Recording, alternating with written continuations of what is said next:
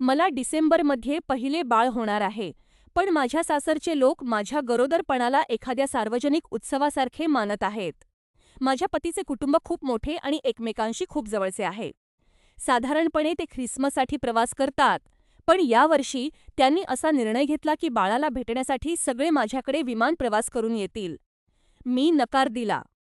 फ्लूच्या या हंगामात प्रसूतिवेदनांच्या वेळी किंवा प्रसूतीनंतर रिकव्हरी दरम्यान मला माझ्या घरात 15 लोकांना पाहायचे नाहीये.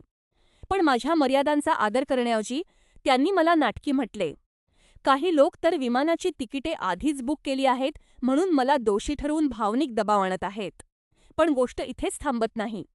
आम्ही बाळाचे लिंग अजून त्यांना सांगितलेले नाही म्हणून माझी सासू माझ्यावर माहिती लपवल्याचा आरोप करत आहे. ती आणि तिची बहीण तर डिलिव्हरी रूममध्ये येण्यासाठी एकमेकांशी भांडत आहेत. मी त्यांना स्पष्टपणे नकार दिला. माझं लॉजिक सोपं आहे, जर तुम्ही बाळ जन्माला आणण्यात मदत केली नाही, तर बाळ बाहेर येताना तिथे असण्याची काहीच गरज नाही. माझी सासू तर थट्टा करते की जेव्हा बाळ आजीसोबत असेल तेव्हा नियम आजीच ठरवेल.